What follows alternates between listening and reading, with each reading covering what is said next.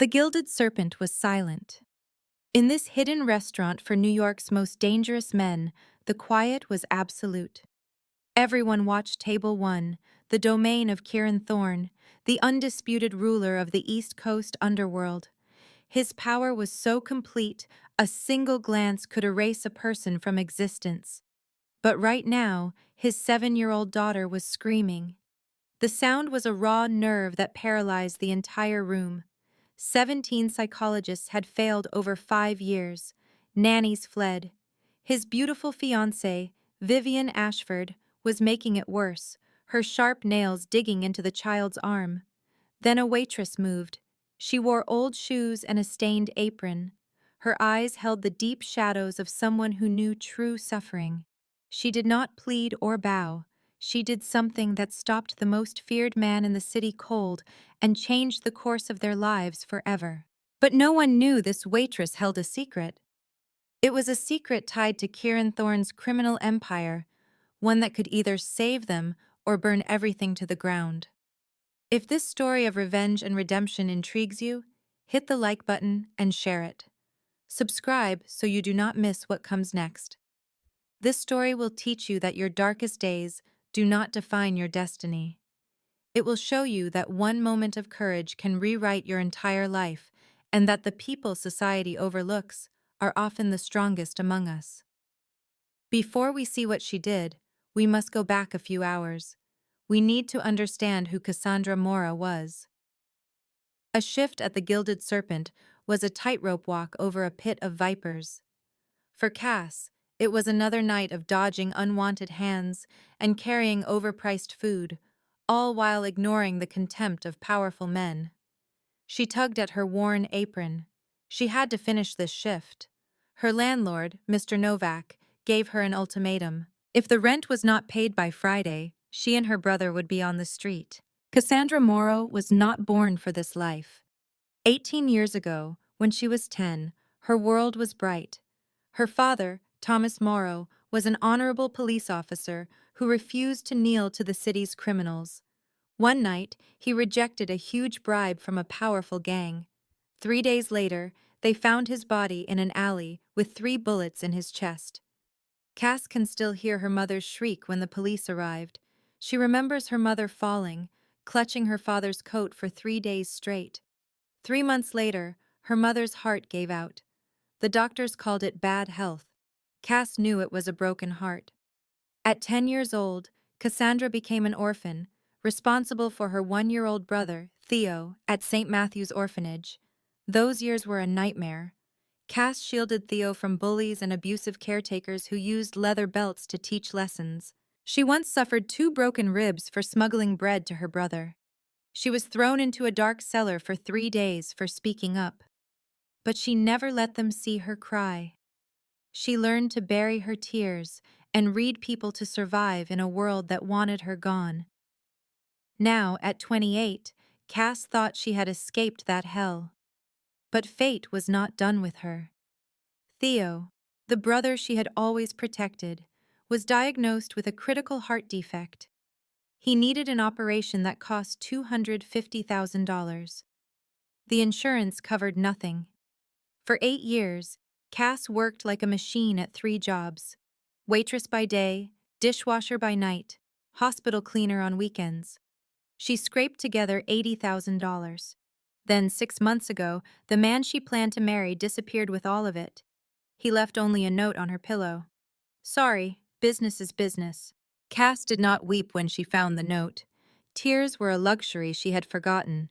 She crumpled the paper, threw it away, and went to work. But something inside her turned to stone. That morning, she had visited Theo. He was so thin and pale, yet he forced a smile for her. "Are we close to having the money?" he asked. "Almost there," she lied, her own smile empty. She did not tell him the doctor said they were out of time. She did not tell him that in 1 month Theo's heart would fail. She just held his hand and promised to return. She left the hospital with the entire world crushing her.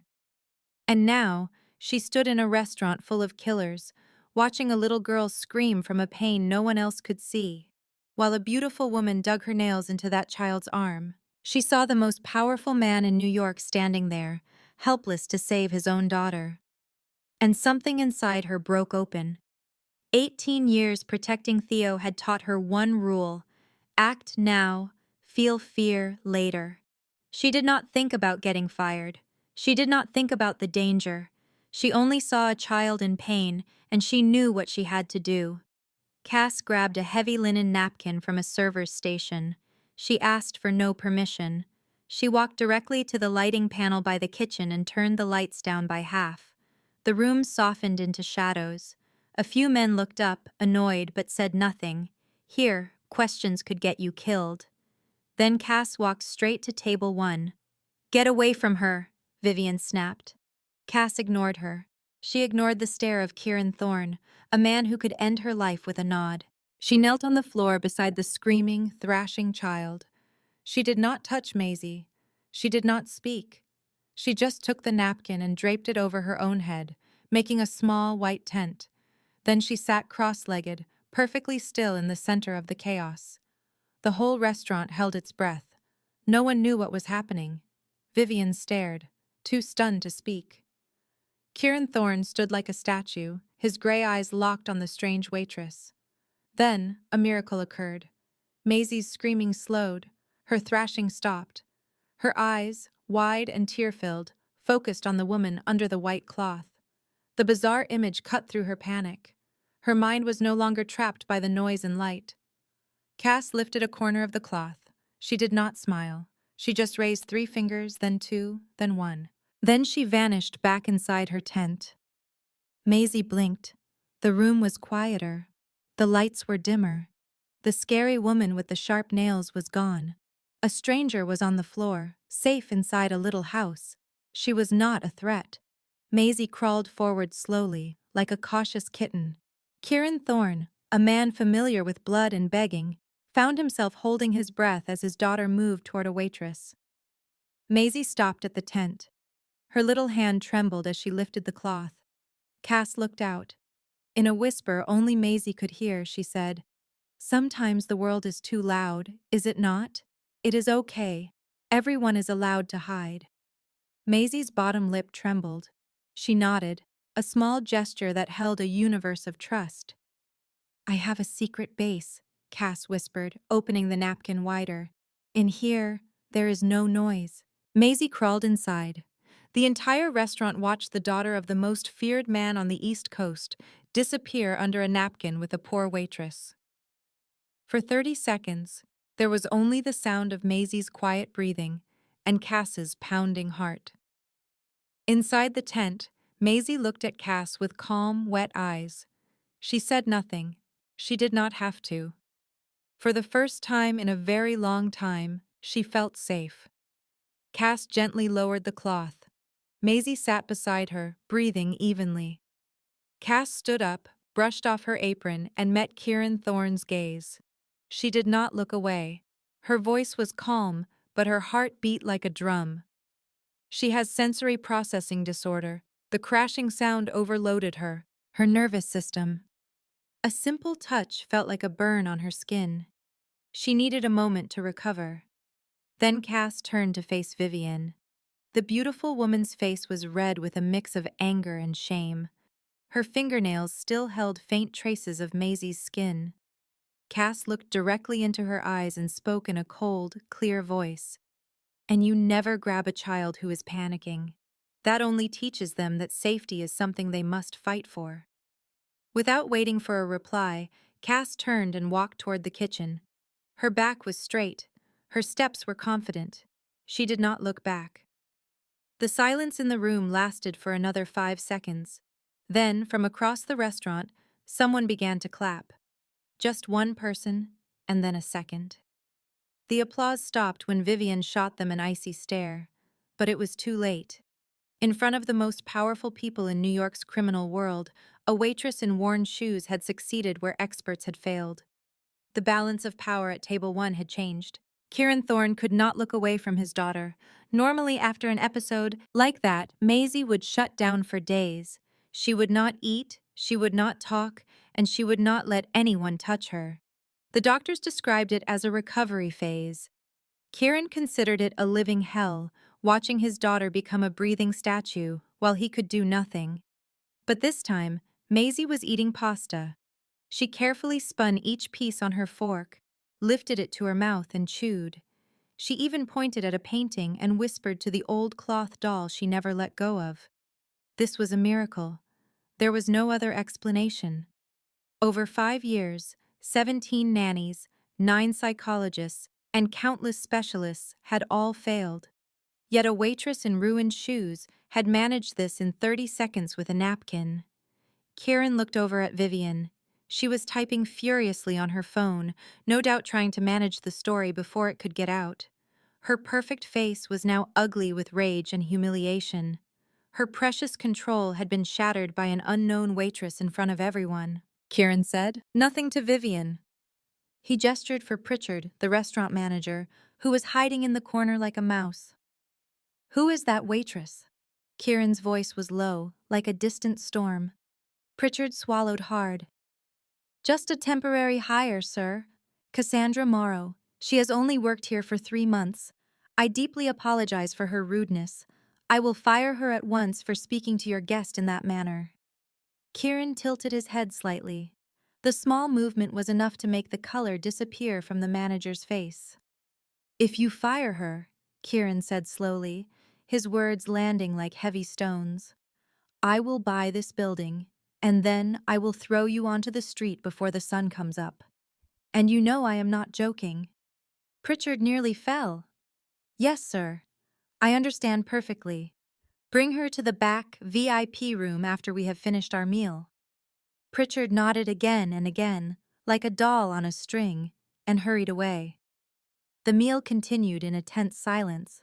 Vivian tried to start a conversation several times, but Kieran did not answer. His thoughts were elsewhere, on the kitchen door where the waitress had vanished, and on the eyes that had not wavered when they met his. On the way she spoke to Maisie as if the child were a person, not a puzzle to be solved. 45 minutes later, Kieran sat by himself in the VIP room. Vivian had taken Maisie home, and he could feel her simmering anger. He did not care. He had more pressing concerns. The door opened. Cassandra Morrow came in. She did not bow. She did not look scared. She stood tall, her shoulders back, and looked straight at him as if he were just another customer. "Sit down," Kieran instructed, pointing to the chair across from him. Cass sat. Her hands were still on her lap. She waited. "Do you know who I am?" Kieran asked. "I do. And you still have the nerve to look me in the eye? Would you prefer I look somewhere else?" Kieran almost laughed. It had been years since anyone had spoken to him that way. "What do you know about sensory processing disorder?" he asked, ignoring her question. "Enough to recognize it." "From where?" Cass paused for a second. "My brother. He had similar symptoms when he was young. I learned what to do." "How is your brother now?" "He is in the hospital." "A heart condition." Kieran nodded, filing that information away. "You are not afraid of me." It was a statement, not a question. Cass met his cold gray eyes. "I have seen things more frightening than you, Mr. Thorne." Then she stopped, as if she had said too much. "I am sorry, I did not mean." "It is true," Kieran cut in, his voice holding a new tone. "It might have been curiosity, or perhaps it was respect. You are the first person in 5 years to look me in the eye without shaking." Cass said nothing.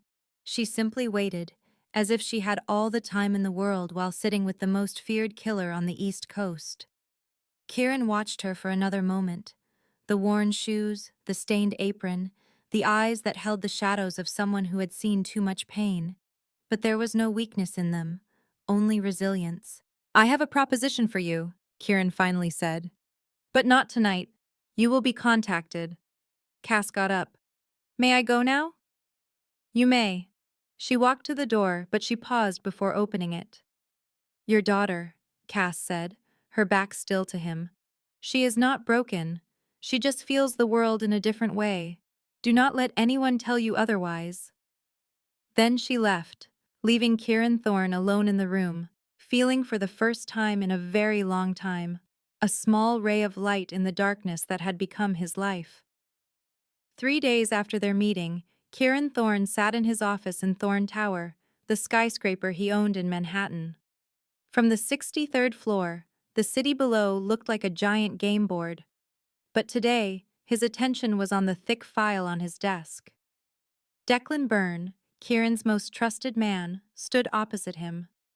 This was the man who had been with Kieran from the very beginning, who had taken lives for him, and nearly lost his own for him. "This is everything we found on her, boss," Declan said in his steady voice.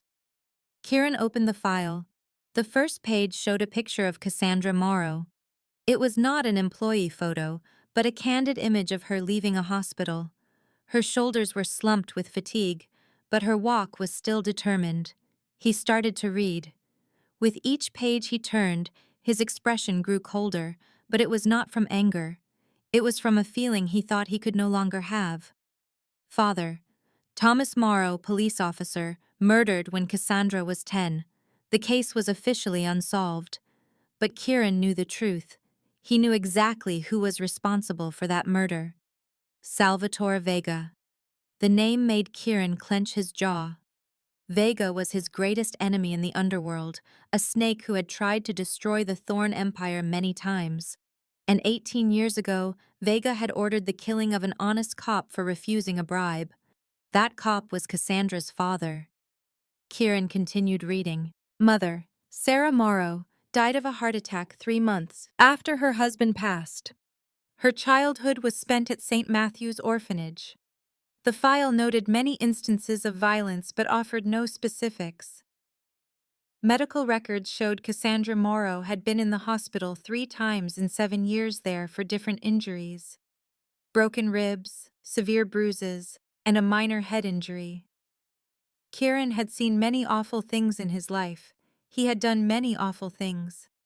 But as he read about a 10-year-old orphan being beaten, a cold rage grew inside him. Currently, she worked 3 jobs and was 2 months behind on her rent. Her bank account was almost empty after a man named Marcus Webb scammed her out of $80,000. Webb had then disappeared. Kieran memorized the name. Marcus Webb would not be gone for long. Then he got to the section about Theo Morrow. Her brother, 19, was a computer engineering student at Columbia University on a full scholarship. His grade point average was 3.9. He had a congenital heart disease and needed an urgent operation. The cost was $250,000. He was at Brooklyn General, his condition getting worse each day. And on the last page was a picture. Cassandra sat next to Theo's hospital bed. She was holding his hand and had a small smile on her face, but her eyes had dark circles from a lack of sleep. Her brother was thin and pale, yet he looked at her with total trust. Kieran stared at the photograph for a long time. He thought of Maisie, of how his own daughter had looked at the strange waitress with that same trusting expression. He thought of the miracle that happened in just 30 seconds. "She is clean, boss," Declan said. "She has no ties to any organization, no criminal history, and no secret agenda. She is just a girl who has had a very hard life and is still fighting." Kieran closed the file. He stood and walked to the window, looking out at the sparkling city. Cassandra Morrow had lost her father to his world. She had been raised in violence and pain. She had every reason to despise men like him.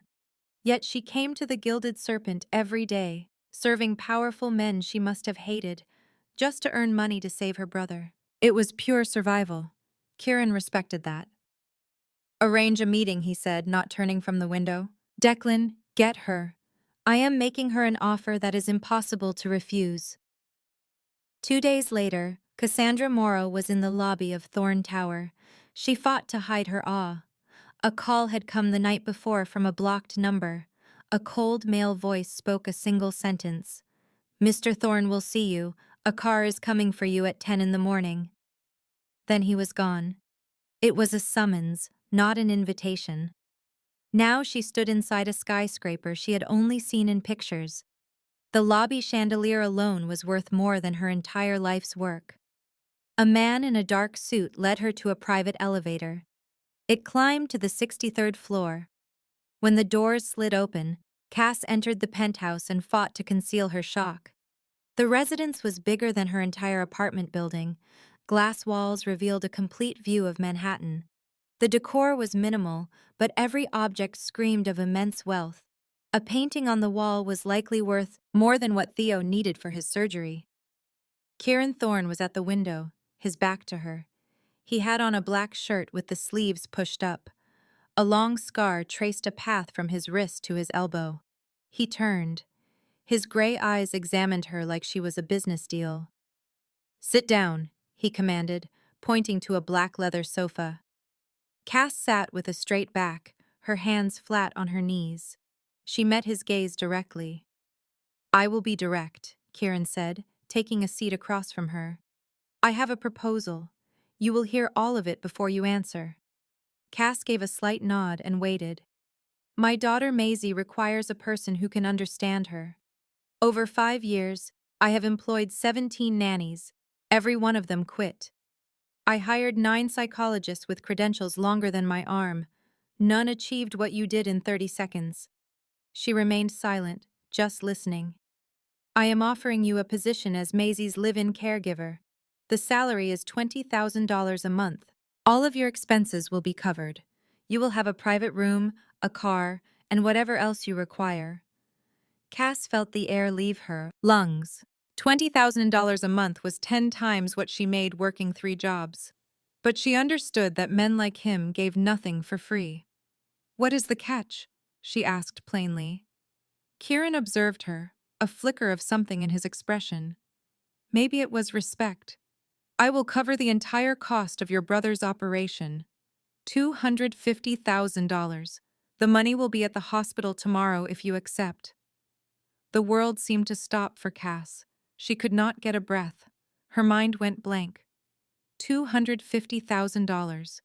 Theo's life, offered like it was pocket change. "Why?"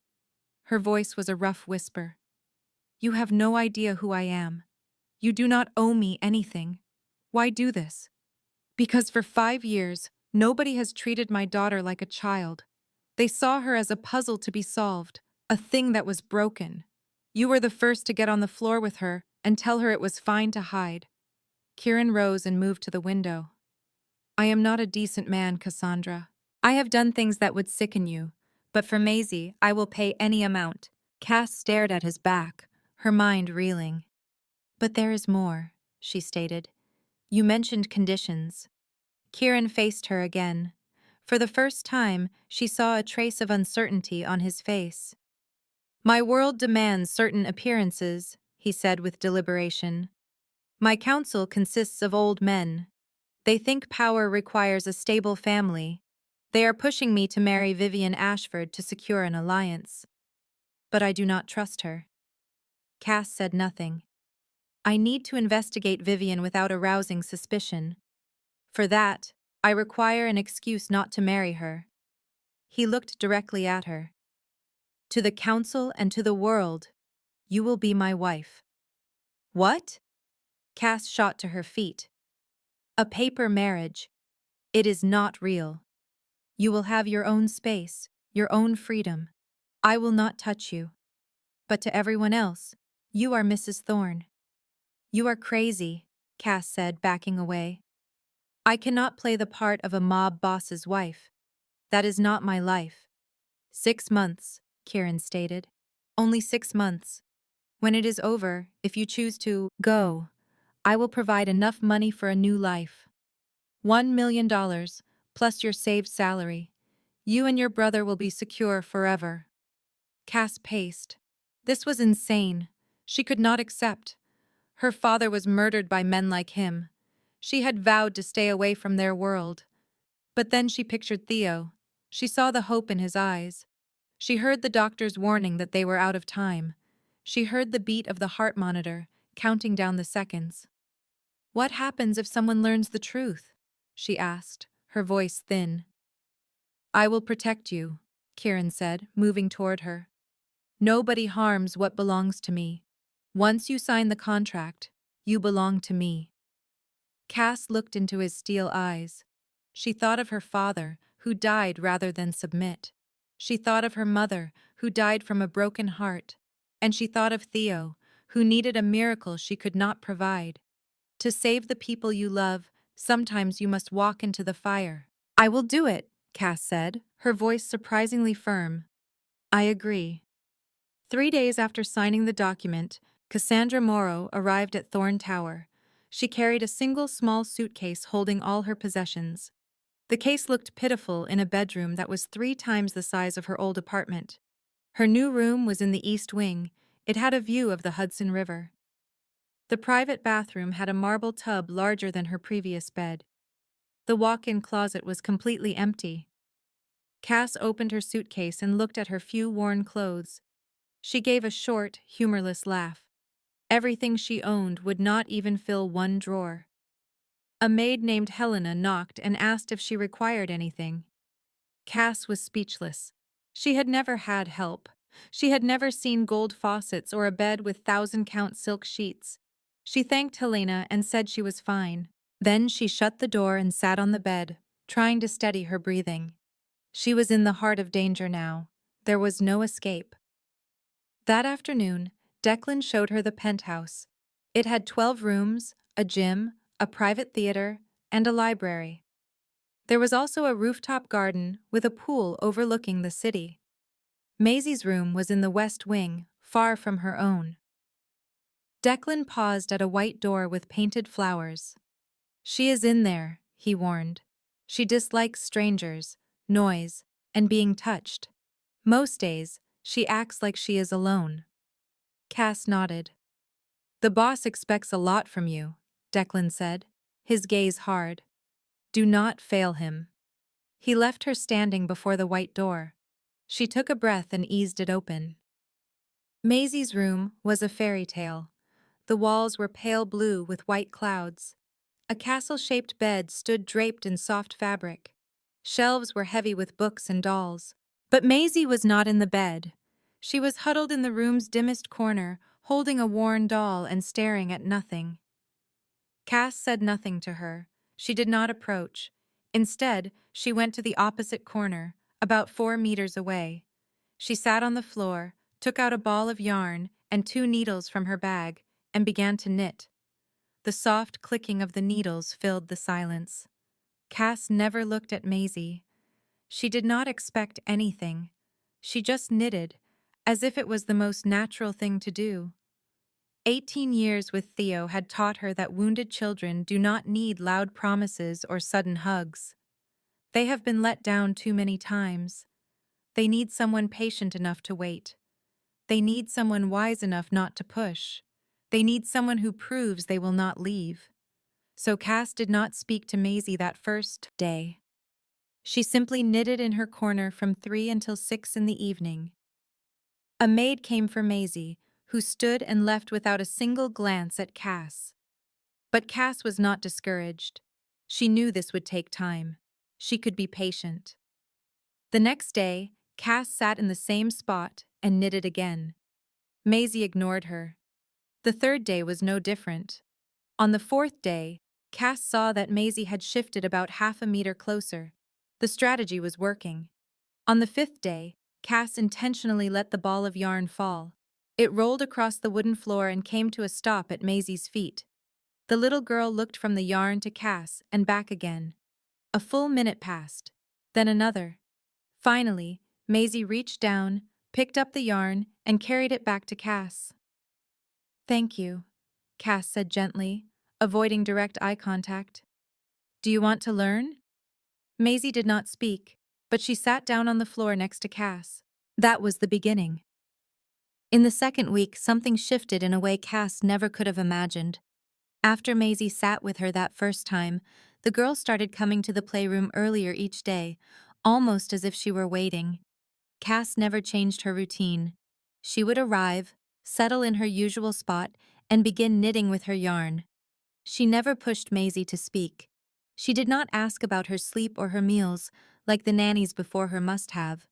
Cass was just a quiet, constant presence, a steady light in the girl's world. On the 9th day, Maisie brought colored pencils and paper into the room. She did not hide in the corner anymore. She sat about a meter away from Cass, arranged her things on the floor, and started to draw. Cass never peeked at the drawings. She knew that any direct attention might send the child retreating into her shell.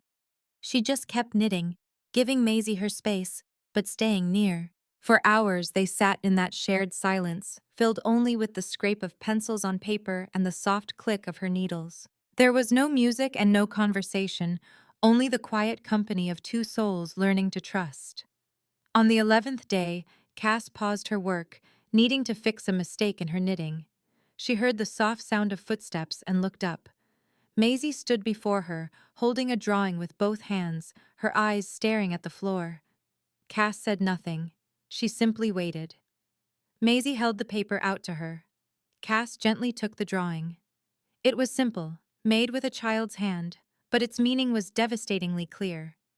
Two stick figures were drawn side by side. One was tall with long black hair, the other smaller with curly black hair. A large blue umbrella shielded them from above. A red dragon breathed fire down at them, but the flames could not penetrate the umbrella's protection. Cass felt a knot form in her throat. She knew exactly what it represented. The dragon was the frightening outside world, full of noise and harshness.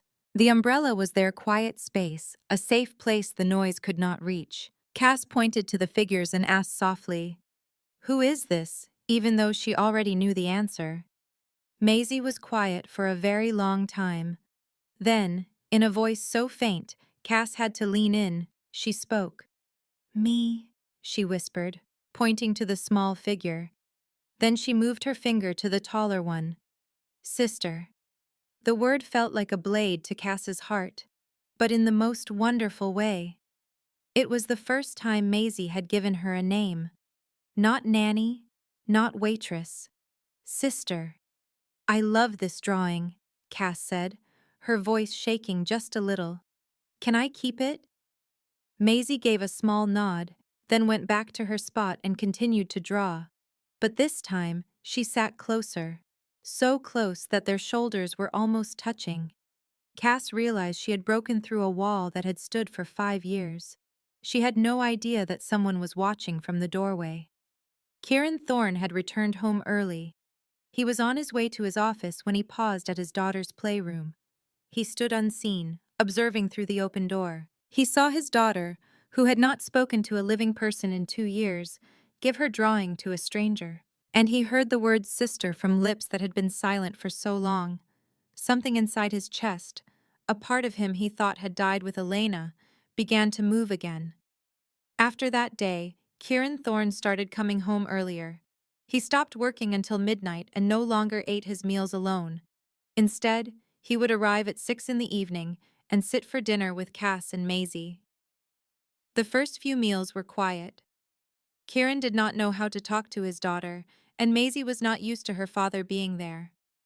But Cass sat between them, a silent bridge that slowly dissolved the tension. One evening during their meal, Maisie suddenly pointed to the window. "I see a bird," she said to Kieran. It was only 3 words. But to Kieran Thorne, they were more important than any business deal, more significant than any victory. His daughter had spoken to him. He looked up, and his eyes met Cass's from across the table. She gave him a small, knowing smile, as if she understood the weight of that moment. Kieran Thorne, the cold and ruthless head of the Mafia, felt his heart skip a beat. The story spread through the city like a storm. Kieran Thorne, the most powerful man on the East Coast, had broken his engagement to Vivian Ashford and secretly married a waitress 2 weeks later. The tabloids ran blurry photos of Cass. Social media was flooded with theories. They claimed she trapped him. They said she was pregnant. They said anything but the truth. In a lavish penthouse, Vivian Ashford was destroying a $50,000 set of porcelain. "That waitress," she screamed, throwing a vase against the wall. The sound was deafening. "He chose a waitress over me."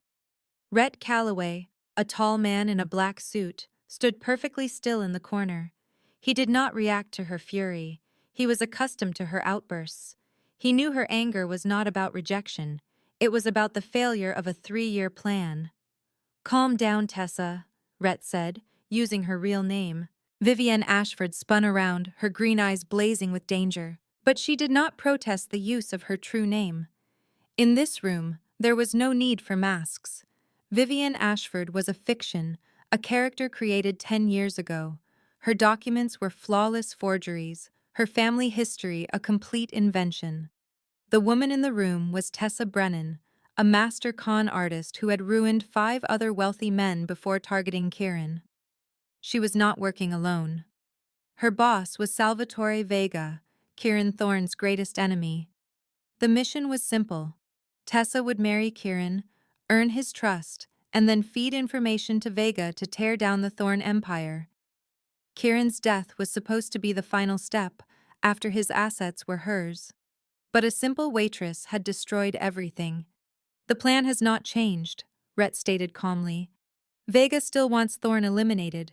We will simply use a new method. Tessa stopped her rampage, her breathing heavy. Her mind was already working. She was not a fool. She had survived in her world by controlling her emotions. That waitress, Tessa said, her voice now cold. I want everything on her. Find her weakness. Find anything we can use against her. Rhett nodded. He had already started his investigation the day before.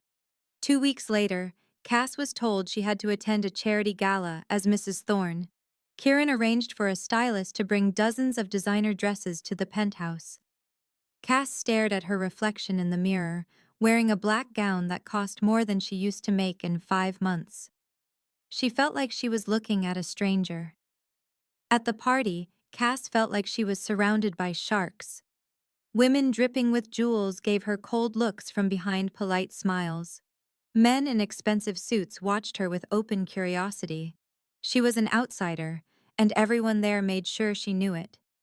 Kieran stayed close all night, his hand a protective presence on her back. But he eventually had to speak with his business partners, leaving Cass alone. That is when Vivienne approached her. She came up from behind in a tight red dress. Her hair was golden, and her smile was a beautiful poison. Vivienne's voice was soft, but every word cut like glass. The new Mrs. Thorne. Or should I say Cassandra, the little waitress. Cass stood her ground. She had seen worse things than a pretty woman with a fake smile. You can call me Cass. We do not need to pretend. Vivienne's head tilted, her green eyes like daggers. Interesting. You are playing with fire. Kieran Thorne's world will break a fragile girl like you. I have survived things you cannot imagine, Miss Ashford, Cass answered, her voice even. Do not worry about me. Vivienne moved closer, her breath warm against Cass's ear. I know about your brother, she whispered. Theo. At Brooklyn General. He has surgery coming up. It would be a tragedy if something went wrong before then. Cass froze, the blood in her veins turning to ice. If you touch Theo... Vivienne laughed, a light, cruel sound. She stepped away, taking a sip of champagne. Oh, I do not have to do a thing, I just want you to know. I know you do not belong here. Kieran will figure that out. And when he does, you will lose it all. Not just this marriage, but everything you are trying to save. Then she disappeared into the party. The conversation was over, leaving Cass with a pounding heart and hands that shook with rage. But beneath the fear, suspicion began to burn. Something was wrong with Vivienne Ashford. The way she spoke, her knowledge of Theo, the look in her eyes. She saw Cass as a piece in a game. Cass knew then she would discover the truth, no matter the cost. Sleep was impossible after the gala. She lay in the silk sheets, staring into the darkness. She thought about Vivienne's threat. She thought about Theo. At 1 in the morning, she went to the kitchen for water. She was surprised to see Kieran. He was at the bar, a glass of whiskey in his hand, looking out at the glittering city. The city lights looked like a million fallen stars. He wore a black shirt with the sleeves rolled up, not his usual suit. He looked tired. For the first time, he seemed like a man, not a monster. Cannot sleep? Kieran asked. He did not turn around. Cass paused, then took a seat 1 stool away from him. No. You? I do not sleep much anymore. A quiet settled between them. It was not uncomfortable, it was the silence of two people who were too tired for masks. Kieran poured another glass of whiskey and pushed it toward her. She drank, the liquor burning a warm path down her throat. "What did Vivian say to you?" Kieran asked. Cass was not surprised he knew. His eyes were everywhere. "She threatened Theo. She knows he is in the hospital." Kieran's jaw went hard. "I will take care of it." "I know," Cass said, "but I want to know who she is. Something is not right about her. Do you feel it?" Kieran was silent for a long moment before he nodded. "I have suspected for a while. I just have no proof." They drank their whiskey in silence. Then Kieran spoke again. "Elena did not like alcohol." Cass looked at him, surprised. "No one ever said his late wife's name." "She liked chamomile tea," Kieran said, his gaze distant. "She made it every night. She would sit by the window and read. She said it was how she found peace at the end of the day." He paused and swallowed hard. "She died after Maisie was born. Complications. The doctor said they tried everything." His voice was heavy with old pain. "I was there. I held her hand as she died. The last thing she said was to take care of our little girl." He laughed, a bitter sound. "And look at me. My daughter would not speak to me for 2 years. She was afraid of me. She was afraid of everyone." Cass did not know what to say. She just listened. "Sometimes, that is all a person needs." "What about you?" Kieran asked, turning to face her. "What did you survive?" Cass looked down at her glass. She never spoke about the orphanage. Not because of shame, it was because nobody ever asked. "St. Matthew's," she said softly. "I was there from 10 to 17. The older kids went after Theo because he was small, so I fought for him." She pushed up her sleeve. A thin white scar crossed her forearm. "The supervisor used a belt. I took the beatings for Theo. Once he locked me in the basement for 3 days because I stole bread." Kieran looked at the scar, then met her eyes. She saw something unexpected in his cold gaze. She saw understanding, and she saw anger for the people who had hurt her. Before he could say anything, a scream came from Maisie's room. They both ran. Maisie was sitting up in bed, her eyes wide with terror from a nightmare. Cass moved without thinking. She pulled a linen napkin from her pocket and sat on the bed. "Tent time," she whispered. Maisie calmed down instantly. She crawled under the small cloth tent and curled up next to Cass. Kieran stood in the doorway, uncertain. "Come in," Cass said, holding the napkin open. "There is room for 3. He hesitated. The most powerful man on the East Coast, a killer who ruled a city, was afraid to crawl under a napkin. But he did. He sat on the floor and joined them. The 3 of them were huddled together. Maisie was in the middle, her head on Cass's shoulder, her small hand holding Kieran's finger. The darkness around them felt safe. "This is the strangest thing I have ever done," Kieran whispered. "You will get used to it," Cass smiled. A moment passed. "I do not think I will ever get used to you, Cassandra," he said softly. In the dark, Cass felt her heart beat a little faster. After that night, things started to change. Cass saw Kieran differently. He was not just a mafia boss. He was a man who lost his wife and did not know how to raise his daughter. He was a father who was trying, even if he was clumsy. But she pushed those thoughts away. She had to focus on Vivian Ashford.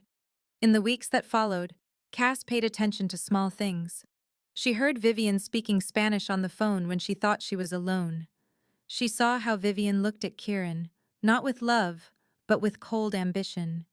She was a predator waiting for the right moment. She saw Vivian meeting with Rhett Calloway, the bodyguard Kieran hired 3 years ago. They always stood too close. They always whispered. Whenever their eyes met hers, a chill went through her. Cass started taking notes. Dates, times, places, anything that seemed strange. She did not know what she was looking for, but her gut told her something was wrong. That instinct had kept her alive for 18 years. One night, the truth became clear. Cass woke up at 2 in the morning, needing water. As she walked past the hall to Kieran's office, she saw a light under the door. Kieran was in Chicago. He would not be back until morning. So who was in his office? Cass flattened herself against the wall and peered through the crack in the door. It was Rhett Calloway. He was at Kieran's desk, taking pictures of documents with his phone, one page at a time. He moved with a quiet skill that said he had done this before. Each page was photographed and put back perfectly. He left no sign he was ever there. Cass backed away without a sound, her heart hammering in her chest. She locked herself in her room, shaking. She was right. There was a traitor in the house. If Rhett was the spy, who did he work for? The answer came to her in a flash. Vivian. The next morning, Cass went to Kieran the moment he got home. They met in the library after he swept it for listening devices. Cass told him everything. Her suspicions about Vivian, the secret meetings with Rhett, and what she saw in his office. When she was done, Kieran's face was a mask of calm. But Cass saw his jaw clench, his hands ball into fists. "Are you sure?" he asked. His voice was quiet and deadly. "I saw him with my own eyes," she said. "He took pictures of at least 20 pages." Kieran stood and walked to the window, his back to her. The silence was heavy. Cass knew he was deciding who needed to die. "I want to kill him now," Kieran said, his voice cold as ice. "If you do that, we will never know who he works for," Cass said. "And we will never find out who Vivian really is." Kieran turned. His gray eyes held a new respect. "You think like a strategist." "I survived hell," Cass replied. "You learn things there." Kieran gave a slow nod. "So what is your suggestion?" "We act like we know nothing," Cass said. "We let Rhett believe he is still safe. At the same time, you have Declan dig into Vivian's past. Find out where she really came from, what she did before she met you, and who she is working for." Kieran watched her for a long moment. A corner of his mouth twitched into something that was almost a smile. "You know, Cassandra, I did not expect to get a strategic advisor when I hired you." "Life is full of surprises," she replied. And just like that, they were allies. They were partners in a secret war against an enemy who was still hiding, waiting for the right time to attack. 2 weeks after their talk, Declan delivered the news. It was what Kieran had suspected, but hearing it confirmed still made his jaw tighten. They met in Kieran's private office. Declan placed a surprisingly thin file on the desk. "Vivian Ashford did not exist before 10 years ago," Declan said. "There is no birth certificate, no school records, nothing." The file was dated 2015. Every document inside was a perfect forgery, from her university diploma to her passport. Kieran stared at the pages, confirming the woman he almost married did not exist. "Who was she?" Kieran demanded. "We do not know," Declan said. But Rhett sent the office photos to a burner phone in Vega's territory.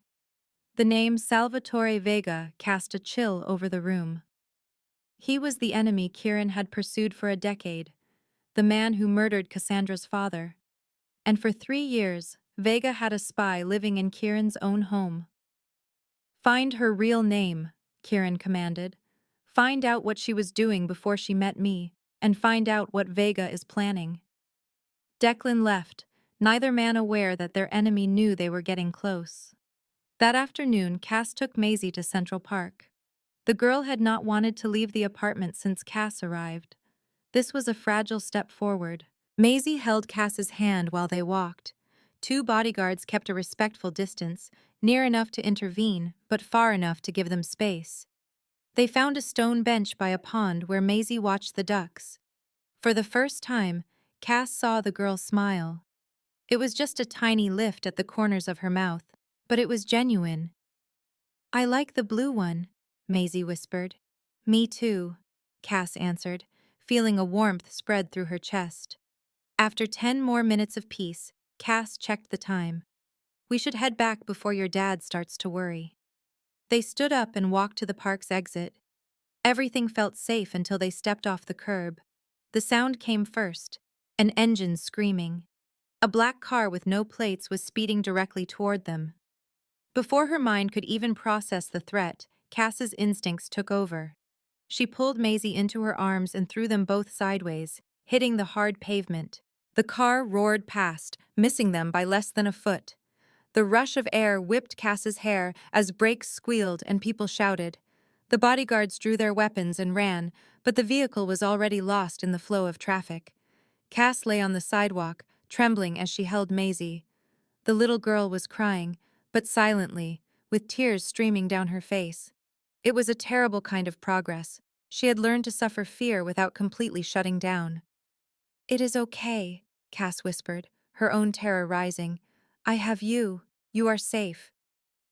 A guard was on the phone with Kieran. As she lay on the cold ground, Cass understood the awful truth. This was not random. It was a message. Someone knew they were digging, and they wanted them to know that Cass and Maisie were vulnerable. They wanted them to be afraid. 20 minutes later, Kieran swept into the penthouse. He saw them huddled on the sofa in a blanket, and all the anger in his face melted away. He knelt and checked Maisie from head to toe, then did the same for Cass. His voice was rough. "Are you hurt?" "Just a scrape on my knee." "Maisie is okay," Cass told him. Kieran shut his eyes for a long moment, battling something inside himself. When he opened them, Cass saw true fear there for the very first time. "From now on, you and Maisie do not leave Thorntower without me," he said. "That is not a request." He was right. The war had officially started. In the days that followed, Thorntower transformed into a fortress. The number of guards tripled, and every access point was monitored 24/7. Cass was a prisoner in a glass cage. She understood the need for it, but the confinement still felt suffocating, bringing back memories of being locked in the dark. Maisie felt the tension too. She became more attached to Cass. She would not sleep in her own room and asked for the napkin tent every night. A week after the incident, near midnight, Cass heard a soft knock. Kieran stood at her door, his tie loose and his hair a mess, as if he had been running his hands through it all evening. "You are still awake?" he asked softly. "I have not been sleeping much," Cass admitted. He nodded, like he knew that already. "Can I come in?" After a brief pause, she moved aside to let him pass. It was his first time in her room. His eyes swept over the space and landed on a drawing Maisie had made, now framed on the wall. It showed two people holding an umbrella against a dragon. "You framed it," he observed, his tone unreadable. "It was the first present she ever gave me," Cass said. Kieran turned, and in the dim light, his gray eyes were no longer cold. They were softer, filled with an emotion he seemed unable to process. "Are you okay?" he asked. "I am fine," she answered, but her voice shook. "I just keep thinking what might have happened if I was a second slower. If Maisie—" She could not finish the thought. Kieran moved closer and gently took her hand. His own was warm and calloused from a life of violence, but his touch was surprisingly soft. "You saved my daughter," he said, his voice thick with emotion. "You shielded her with your own body." Cass looked up at him, feeling the distance between them disappear. Just then, the bedroom door creaked open. Maisie stood in the doorway, clutching a doll, her eyes puffy from a bad dream. "Mommy," she whispered. The word hung in the air. Kieran and Cass both froze. Maisie had called her mommy. Not her nanny, not her friend. Mommy. The sound hit Cass like a physical blow. She let go of Kieran's hand and knelt down, wiping away her own tears. Cass opened her arms and Maisie rushed into them. She clung to Cass's neck, terrified she might vanish. "I had a bad dream about the car," Maisie murmured. "I was afraid you were gone." "I am here," Cass found herself saying. "I am okay. You are safe." She carried Maisie to her bed, and they built the napkin tent. The little girl curled up next to Cass and was asleep in minutes. When Cass went back to her room, Kieran was waiting. He looked at her in a way she had never seen. It was not the stare of a mob boss or a pretend husband. It was the look of a man seeing the woman he desired. Kieran spoke in a low voice. For the first time in 7 years, Maisie just called someone mommy. Cass moved back until she felt the wall. You changed our world, he said. You came into our lives with a napkin and altered everything. I do not know how to handle it. He stood so close she could feel his breath and see tiny scars she had never noticed. Kieran, Cass breathed, unsure what to say next. He leaned down and his mouth met hers. The kiss was not soft. It was from a man who had held back for too long, who had been lonely and lost so much. His lips were urgent and demanding, but also desperate. For a brief moment of weakness, Cass kissed him back, allowing herself to feel seen and wanted. Then reality hit her like ice water. She pushed gently on his chest and took a step back. This is only a contract, she said, her voice trembling. You employ me. We cannot do this. Is that how you see this? Kieran asked, his gaze intense. It is how it must be, Cass answered, while her heart screamed no. You are a Mafia boss. The Mafia killed my father. This is insane. Kieran studied her for a long moment before he nodded, stepped away, and left the room. Cass remained in the dark, her lips still warm, wondering if she had just made the biggest mistake of her life. The 2 weeks that followed were filled with a thick, awkward tension. They stayed away from each other. They did not let their eyes meet for more than a second. But every brief touch of their hands or shared glance across the table filled the air with unspoken words. Cass told herself it was for the best. This was just a job. But her heart refused to agree. And then, Vivian made her move. The Mafia Council held its yearly gala at a massive estate on Long Island. It was the most important night of the year, a time for bosses to negotiate and show their strength. As Kieran Thorne's wife, Cass had to be there. She wore a dark blue dress and a diamond necklace Kieran had left for her. She looked like a woman of status, but inside she felt like a scared orphan girl about to fall apart. For the first 2 hours, things were calm. Cass stood by Kieran, smiling politely and trying to hide her fear. Then Vivian walked onto a small stage, holding a glass of champagne. Her smile was like a snake ready to bite. I am sorry to interrupt this lovely party, Vivian announced into the microphone, but I need to share something important with all of you. It is about Kieran Thorne's new wife. Cass went completely still. Kieran moved to intervene, but Vivian spoke faster. Do you know where Cassandra Maroro was living before she came to Thorne Tower? Vivian's voice was sweet like poison. She was in an apartment owned by Harold Novak. And who is Harold Novak? Just one of Salvatore Vega's most trusted men. A low murmur moved through the crowd. All eyes turned to Cass with suspicion. She felt like she was drowning. She was in that apartment for 5 years, Vivian declared. 5 years while Vega watched her. Then she just shows up, gets close to Kieran's daughter, and marries him in weeks. Does that not seem like a remarkable coincidence? Vivian locked her cold eyes on Cass. You are a spy, Cassandra Maroro, Vivian accused. Vega put you here to bring down Kieran Thorne from the inside, and I can prove it. She held up a folder and tossed it at Cass's feet. Papers scattered across the floor, showing photos of Cass's old building and records of Novak reporting to Vega. That is not true, Cass pleaded, her voice cracking. I do not know Novak. I did not know anything about Vega. But her words were lost in a room full of distrust. Even Declan looked at her with caution, his hand near his weapon. Cass looked to Kieran, desperate for his trust. He stood like a statue, his expression impossible to read. In that instant, her heart broke. Kieran, she whispered. He did not reply. He just stared at her, then turned to Declan. Find Novak. Take him to the basement. Then he walked away, abandoning her to the hostile whispers. She had never felt so utterly alone.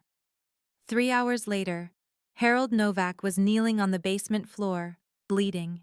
Kieran stood over him with his sleeves rolled up. I will ask you one final time, Kieran said, his voice like ice. Did she know? Novak coughed up blood. No, she was ignorant of everything. I swear it. Vega just told me to watch her after she left the orphanage. I only reported on her life. She was never aware. Why was Vega so interested in her? Kieran pressed. Novak flinched. Kieran struck him. Why? Because of her father, Novak yelled. Thomas Maroro. He was the police officer gathering proof against Vega 18 years ago. Vega had him killed, but the evidence was never found. He thought his daughter might lead him to it. Kieran froze. Cass had been a target for 18 years without a clue. Her life was not her own. It was a game board she never knew existed. She is innocent, Kieran stated. It was not a question. It was a fact. Innocent. Novak nodded eagerly. She is just a young woman trying to get by. She is not involved in any of this. Kieran left the basement and went to find Cass. He needed to tell her that he knew the truth, that he believed her. But her room was empty. He found her in Maisie's room, curled in a corner holding the sleeping child, while tears streamed down her face. He knelt in front of her.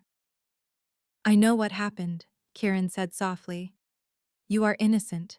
You have been a victim your entire life. Cass looked at him with red eyes. My whole life, she said brokenly. It was all a lie. I thought I had escaped, but I was never free. Kieran grasped her hand.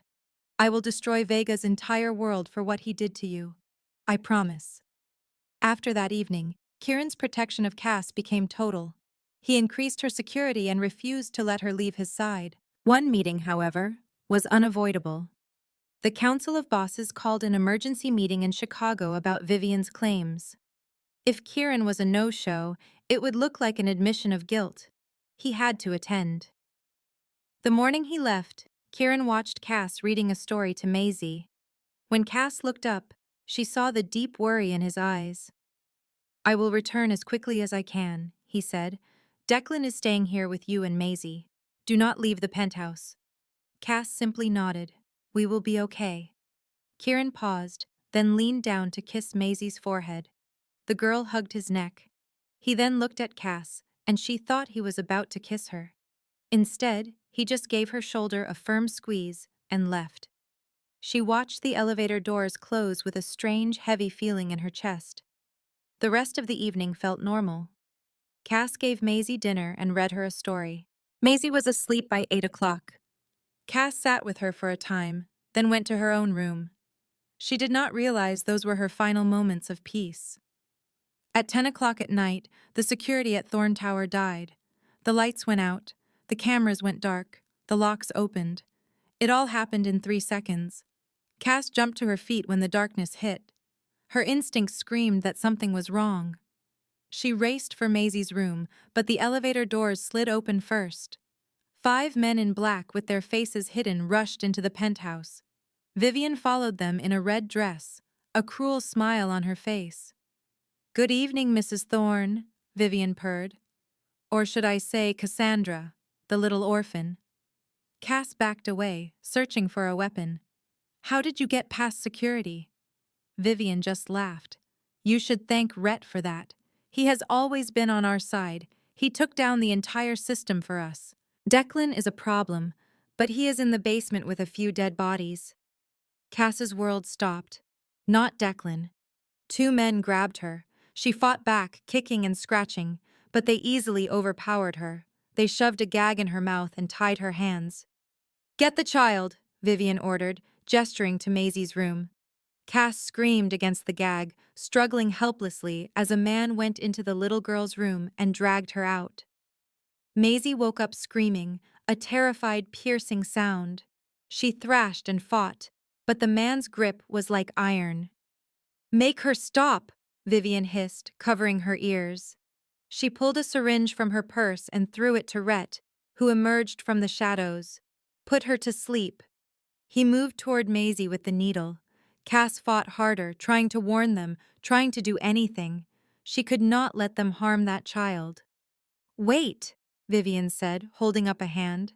Vivian leaned in close, her eyes filled with a twisted kind of joy. I have dreamed of this for 3 years, Cassandra.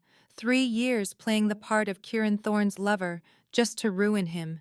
Then you showed up with your napkin and destroyed everything in a single night. She seized Cass's chin, her nails digging deep. But the plan can be adjusted. I will use you and the girl to make Kieran surrender his empire. Then Vega will handle him. Her head tilted. And you? Your end will be slow. I will personally see to it. Vivian stood and signaled her men. Take them. Rhett, if the child makes a sound, sedate her. They were forced into an elevator, then down to a garage, and finally into a dark van. Maisie's screams echoed as they were pulled apart. Through her tears, Cass tried to send a silent promise. I am here. I will keep you safe. I will protect you with my life. After almost an hour, the van stopped. They were pulled out and shoved into a derelict warehouse. The air inside was cold and wet, lit by a few dim yellow lights. Maisie was no longer screaming. She was exhausted and trembling, her eyes vacant. Cass recognized this state of shock. Put the girl in the chair, Vivian commanded, and keep an eye on the waitress. Maisie was tied to a wooden chair. She was limp, like a broken doll staring at nothing. Cass was thrown onto the floor nearby, her hands still bound. Vivian sat down, pulled out her phone, and made a call. Kieran Thorne, she said, her voice dripping with victory. I have your wife and daughter. You know what you must do if you want them to live.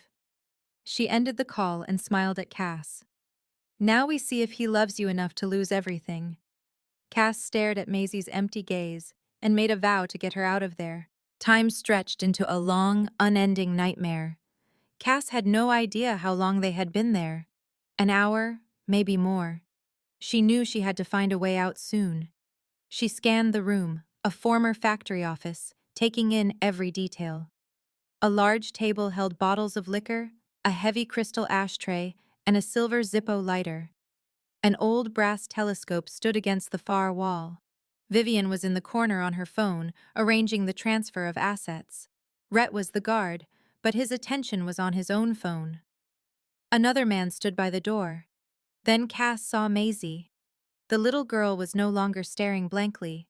She was looking right at Cass. Her eyes held a simple, powerful message. Trust. Maisie believed Cass would save them. Cass would not let her down. Not. For hours, Cass had been secretly rubbing her bound wrists against a sharp edge of metal on the floor.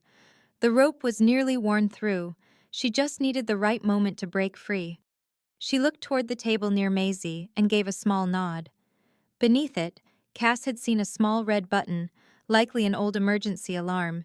It might trigger a fire system or just create chaos. Maisie's eyes followed hers to the button. She understood. Vivian finished her call and approached them, smiling. Good news. Kieran is giving up his entire empire for you two. He is on his way. She leaned down to Cass. See? He does love you. It is so pathetic. Love is a weakness. Vivian then turned to her man. Get ready, Rhett. When Kieran gets here, kill him first. Then finish them. No! Cass yelled, and with a final desperate pull, her hands came free. Cass launched herself at the table. She snatched a bottle and threw it high over Rhett's head. He looked up, confused for just a second. It was all the time she needed. She grabbed the heavy crystal ashtray and threw it with perfect aim. It struck the bottle in midair, shattering it. Strong liquor rained down on Rhett. Cass grabbed the Zippo, flicked it on, and tossed it. The flame met the alcohol, and Rhett became a human torch. He screamed in agony, dropping his gun. Now, Maisie! Cass yelled. The little girl slid from her chair and crawled under the table. She slammed the red button with all her 7-year-old might. A piercing alarm blared. Sprinklers roared to life, spraying water everywhere. The other guard ran. Vivian screamed in rage and dove for the gun on the floor. Cass tackled her and they crashed onto the wet concrete. They fought on the slick floor, punching and scratching. Vivian was stronger than she looked, fueled by pure hatred. She grabbed Cass by the hair, pinned her, and wrapped her hands around her throat. You worthless waitress, she shrieked, her face a mask of fury. "I had everything! You ruined it all!" Cass struggled for air, her vision starting to fade. She was dying. Just then, a small shape appeared behind Vivian. It was Maisie. The child held the heavy brass telescope in both hands. Her face was streaked with water and tears, but her eyes were cold and hard. She swung the heavy instrument with all of her strength. A loud crack echoed as metal hit bone. The telescope connected with the back of Vivian's head. Her eyes went blank, and her grip on Cass's throat loosened. She crumpled to the floor, unconscious. Cass gasped, pulling burning air back into her lungs. Each breath was painful, but she was alive. Maisie dropped the heavy telescope with a clatter. She looked at her trembling hands in shock. Cass crawled to her daughter and pulled her into a tight hug. She took out the linen napkin she always kept with her and draped it over them both. "Time for tent," Cass whispered, her voice rough. Under the wet cloth, surrounded by alarms and smoke, Maisie buried her face in Cass's chest and began to sob. "I was so scared, Mom. I was too," Cass cried. "But you were so brave. You saved me." They huddled together under their makeshift tent. Suddenly, gunshots erupted outside. 1, 2, 3 shots, then silence. Cass held Maisie tighter, her heart pounding with a new fear.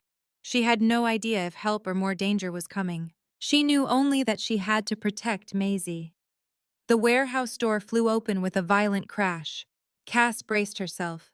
Then she heard his voice call their names. "Kieran." She peeked from under the cloth. He stood in the doorway, a gun in his hand and blood on his shirt. His eyes searched the chaos like a predator looking for his family.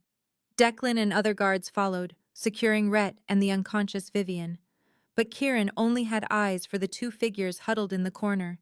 He ran to them and knelt, pulling the wet napkin away. "Dad," Maisie whispered, her eyes red from crying. Then she threw herself into his arms. He held her tight, tears streaming down his own face. The ruthless head of the Mafia was weeping. He then looked at Cass. She was bruised, soaked, and battered, but she was alive. "Are you all right?" he asked, his voice strained. Cass could not speak. She just nodded as more tears fell. Kieran pulled her into the embrace with Maisie, the three of them holding on to each other in the middle of the wreckage. Cass raised the damp cloth over all of them. "Time for tent," she whispered. Kieran gave a broken laugh. "You are insane," he said. "Absolutely insane." "I told you," Cass answered with a weary smile. "I can survive anything." Maisie looked up, her face still tear-stained. "I hit the demon lady," she said, "with the long tube." Kieran stared at Vivian's still form, then at the brass telescope, then back at his daughter. "My daughter knocked out Vivian Ashford," he said in awe. "You saved Mom," Maisie said simply.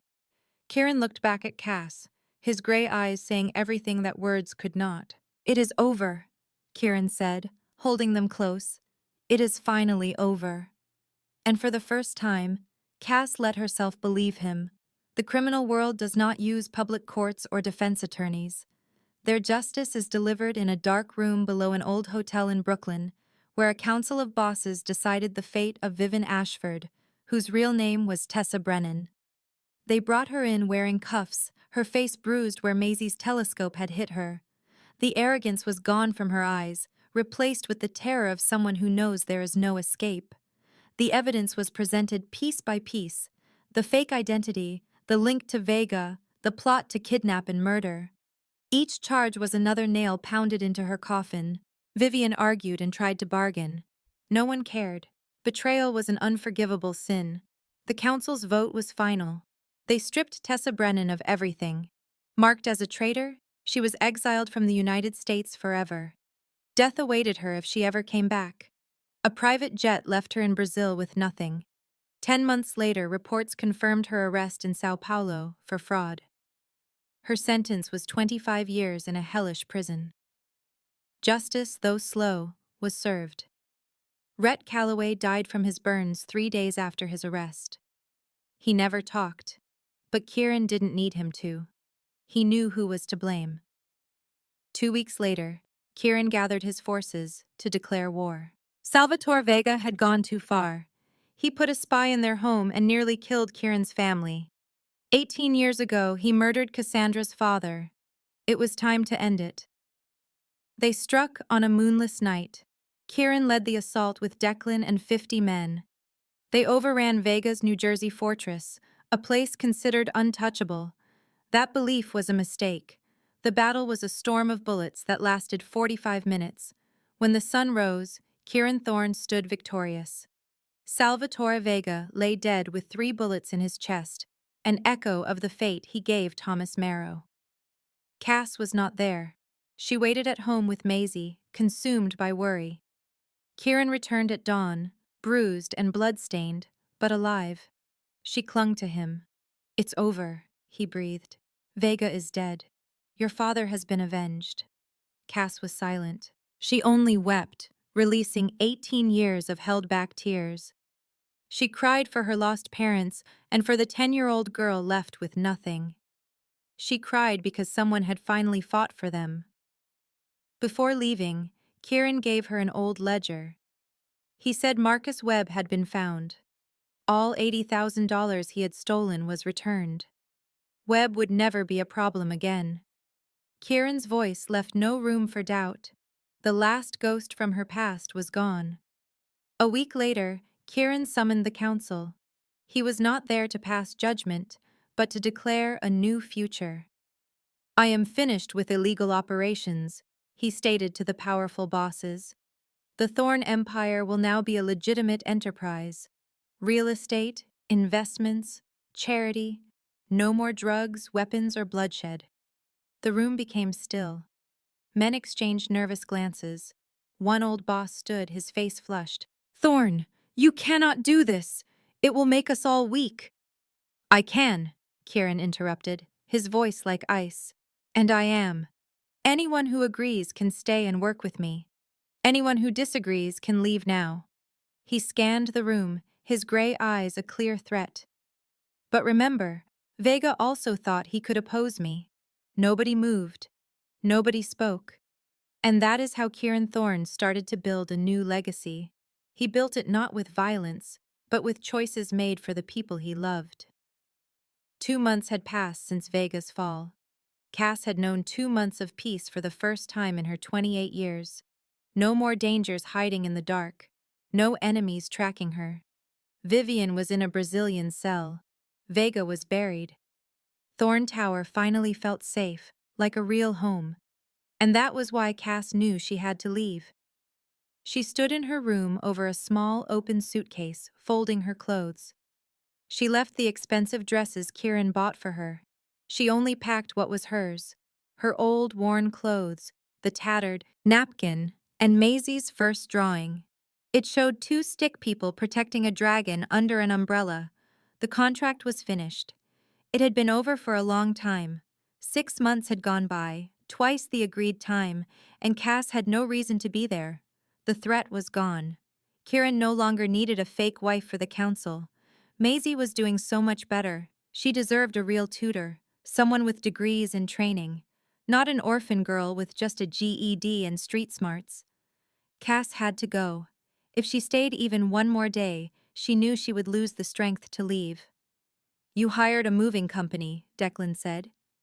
Kieran's voice came from the doorway, startling her. She turned to see him leaning there. His gray eyes were locked on her with an intensity she could not decipher. He wore a simple white shirt, no suit, with his sleeves rolled up. He looked tired, but also lighter, as if a great burden had been removed. "It is time, Kieran," Cass said. Her voice was shaking, but she tried to hide it. "The danger is gone. You do not need me as a guard anymore. You can find a proper tutor for Maisie now, someone who is qualified." "Not you?" Kieran cut in as he walked into the room.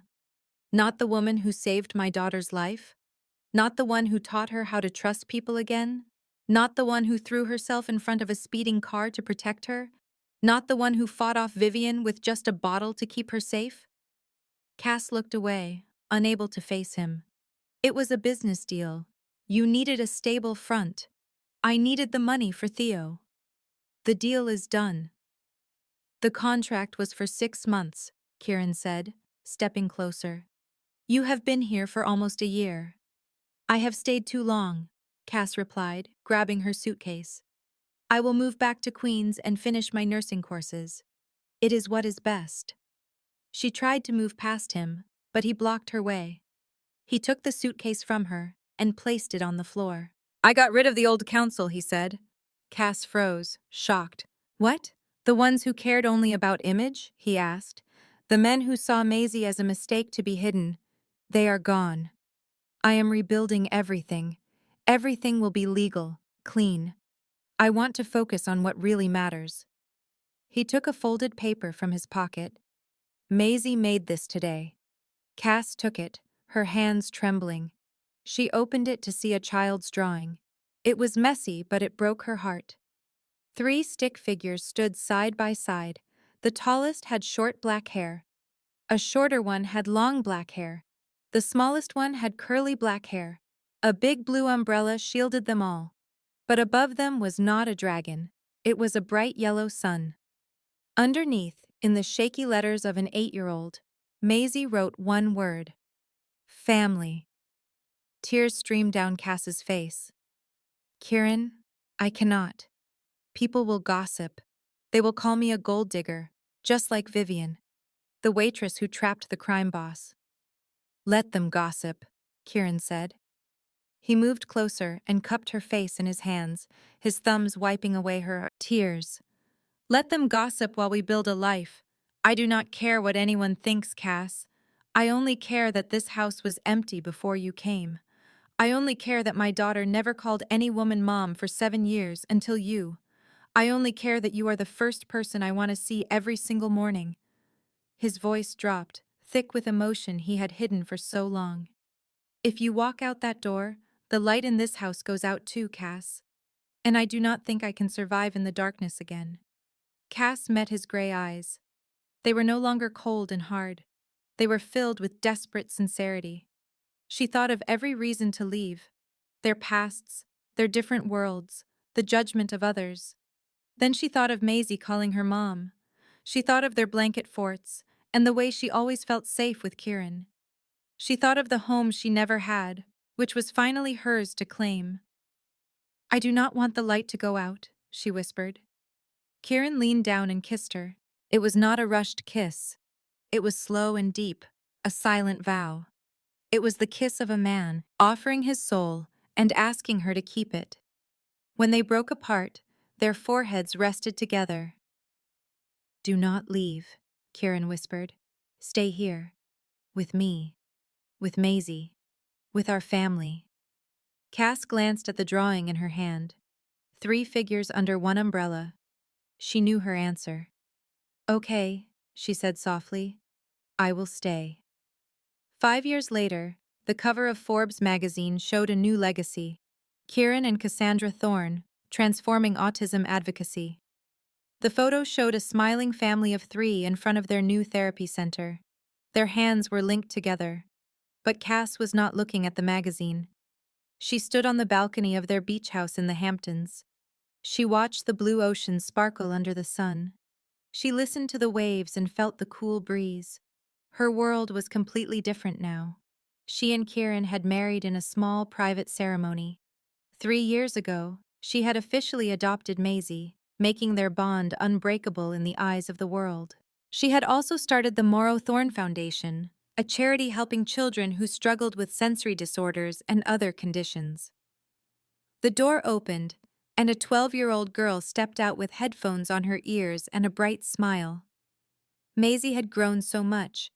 There were still difficult days, times when the world was too loud and she had to retreat to her special towel tent. But she had learned to manage her challenges, turning her past weakness into a new strength. I got into the STEM program, Mom, Maisie announced, holding up the acceptance letter. They said I have a real gift for coding. Cass beamed, pulling her daughter into a tight embrace. I knew you would do it. You are my little genius. Dad is crying in the kitchen, Maisie added in her usual deadpan voice. He is pretending to cook pancakes, but I saw him wiping his eyes. Cass laughed and headed inside. In the kitchen, Kieran was at the stove, fumbling with pancakes while trying to dry his tears with a towel. 5 years had changed him. He was still a powerful man, but his cold exterior had been replaced by a deep warmth. The gray eyes that were once filled with shadows now lit up for his wife and daughter. At the counter, Theo was sneaking blueberries, looking healthy and full of energy. The surgery 5 years before had been a complete success. He had since graduated with a software engineering degree, landed a job at a top tech company, and had his own apartment in Manhattan. But he still came home every weekend. He came back to his family and to the sister who had risked everything for him. Kieran saw Cass and gave her a smile that was meant only for her.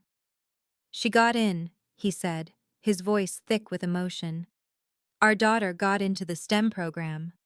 "I know," Cass said, wrapping her arms around his waist and resting her head on his back. "I am so proud of her. And I am proud of you, too." Kieran turned, tilted her chin up, and gave her a soft kiss. "I still owe you for that cashmere sweater you ruined our first night," he murmured, thinking of a distant memory. "Put it on my tab, Cass," whispered back. Maisie entered the kitchen, saw her parents hugging, and pretended to be grossed out. "Can you two please stop that in front of me? I am only 12. The family shared a laugh. This was the life they had created. It was not built on perfection, but on understanding. It was not built on big promises, but on quiet moments of being there for each other. They learned that love is not always the loudest sound in the room. Sometimes, love is just sitting in silence under a napkin until the world feels safe again. In the end, the waitress with the worn-out shoes did more than serve the mob boss. She saved him, and he saved her. Together, they built a family from the wreckage of their past. This is how one small act of kindness, a little bravery, and a simple napkin changed 3 lives forever. It shows us that we should never judge the person pouring our coffee, because they might just be the strongest person we will ever meet. It teaches us that family is not defined by blood, but by those who stand with you when the world is too loud. Most of all, it shows us that no matter how painful your past is, there is always hope for a better tomorrow, if we are brave enough to open our hearts and trust. If you enjoyed this story of love, healing, and family, please like this video and share it with the people you care about. Remember to subscribe and turn on your notifications so you do not miss our other touching stories. How did this story make you feel? Have you ever experienced a moment when a small kindness changed everything? Or has someone come into your life, like Cass did for Kieran and Maisie, and brought light into the darkness? Please share with us in the comments section. We would love to hear the stories that come from your heart, the real moments that have touched your soul. Thank you so much for spending your time with us. We wish everyone watching a healthy, joyful, and peaceful life. Please remember that no matter how difficult things get, there are people who care about you, and you are worthy of love. Goodbye, and we look forward to seeing you in the next video. This content was carefully researched, developed, and manually edited by our team to bring you meaningful lessons and inspiration.